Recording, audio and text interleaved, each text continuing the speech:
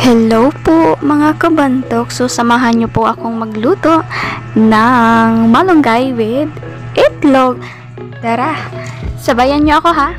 So, ayan po, meron na po akong malunggay. Ayan. Tapos,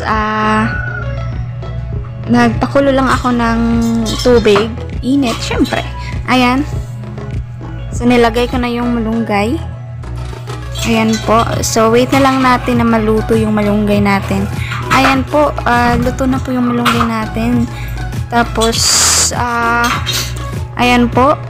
Prepare na lang din po tayo ng dalawang itlog. So, nakadepende na po sa inyo kung ilang itlog ang gagamitin nyo. Okay? So, ayan po. So, ayan guys.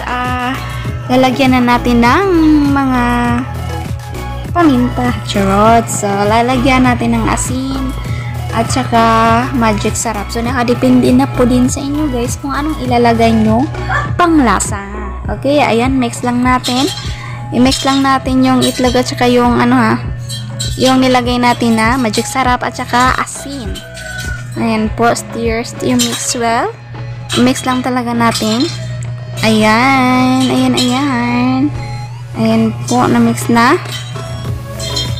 Tapos, lagyan natin ng sibuyas dahunan. Ayan po yun. So, lagyan natin. Ayan, para naman, may kulay, charot. Ayan. So,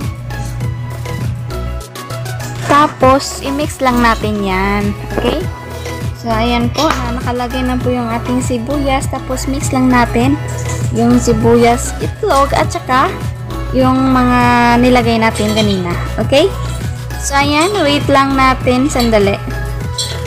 So, ayan na po. Prepare na din po natin. So, lagyan natin ng bombay. Ayan. So, ahos. And then, para naman masarap talaga yung ating malunggay with egg. So, paibahin naman natin. Okay? So, ayan po.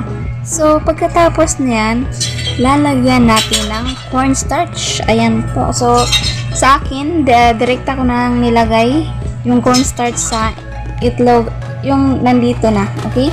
So, ayan po. So, tapos, i-mix lang natin.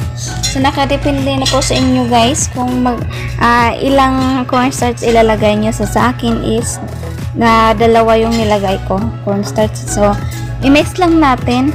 So, ayan po. Mix until na ma-absorb yung itlog at saka yung nandito nating yung na-mix na natin kanina. Okay? So, mix lang natin. Ayan po. So, mix.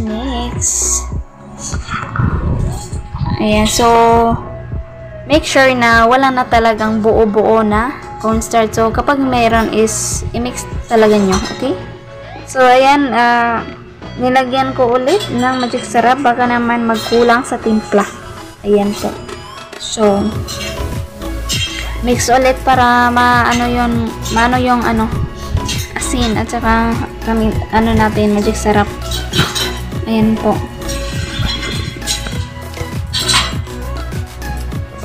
Ayan, mix lang natin until na wala nang bubuo. So, ayan po, na-prepare na po natin yung pinakuluan natin na malunggay kanina. Tapos, mix lang natin. So, ilagay natin yung ating na-mix kanina na itlog. Okay? Yung nilagyan natin ng cornstarch.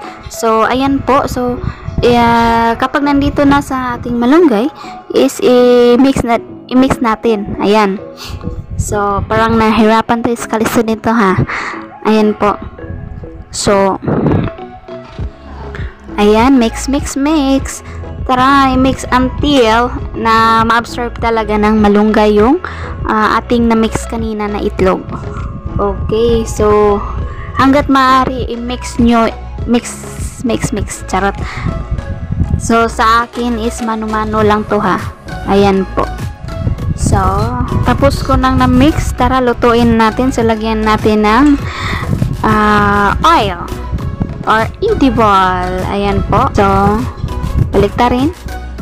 Wait lang until na maganito yung color niya. So, brown. Ayan po yung ating luto.